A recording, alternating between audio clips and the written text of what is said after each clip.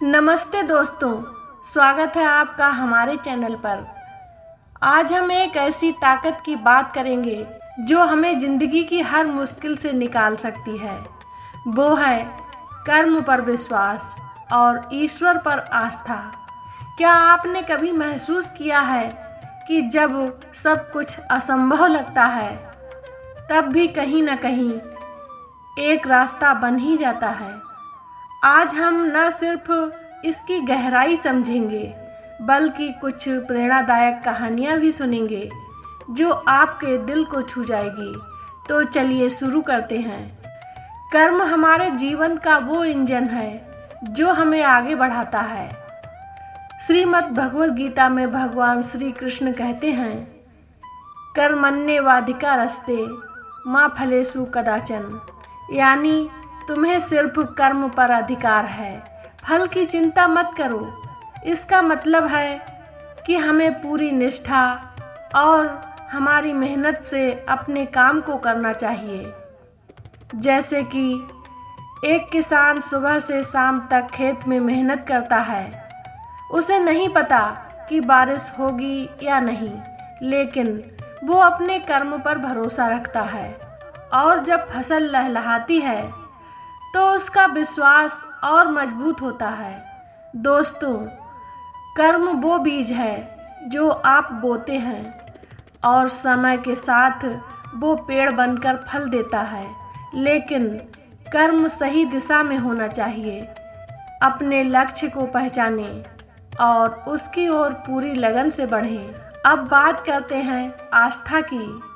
आस्था वो शक्ति है जो हमें अंधेरे में भी रोशनी दिखाती है। जब जिंदगी में मुश्किलें आती हैं तो आस्था हमें धैर्य और हिम्मत देती है। एक छोटी सी कहानी सुनिए। एक बार एक व्यक्ति समुद्र के किनारे मछली पकड़ रहा था।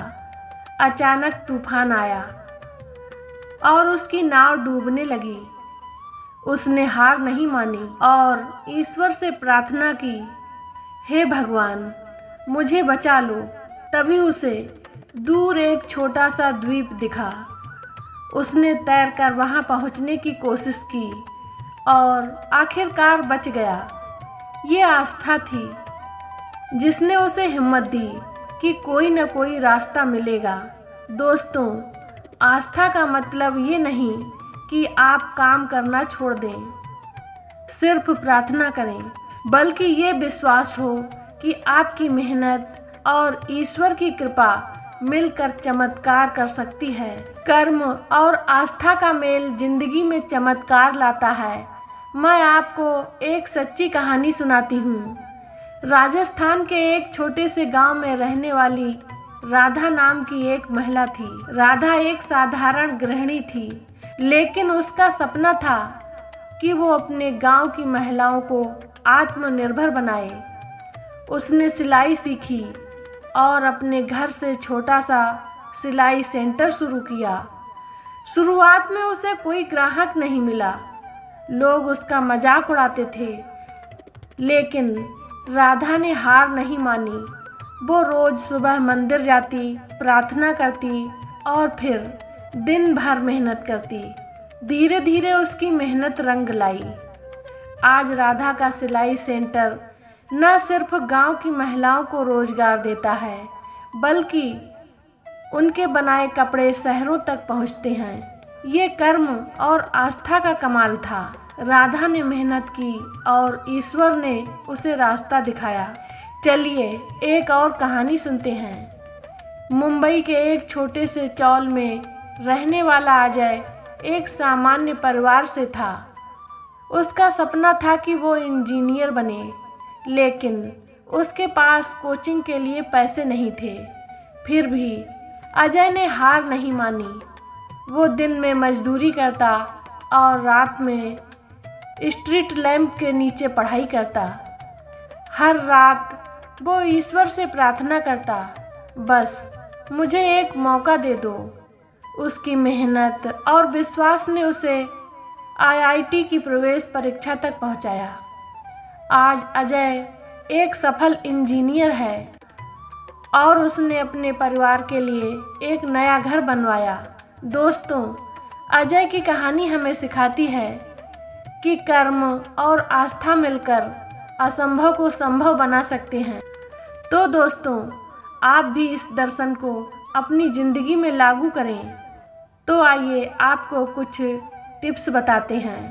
पहला है, अपने दिन की शुरुआत एक छोटे से लक्ष्य के साथ करें, चाहे वो 10 पेज पढ़ना हो या 30 मिनट वर्कआउट करना।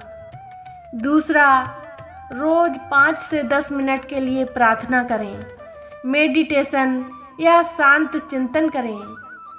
ये आपके मन को शांति और दिशा देगा। तीसरा है, मुश्किल समय में धैर्य रखें। याद रखें, हर रात के बाद सुबह ज़रूर आती है। चौथा है, दूसरों की मदद। जब आप दूसरों के लिए अच्छा करते हैं तो ईश्वर आपके लिए रास्ते खोलता है।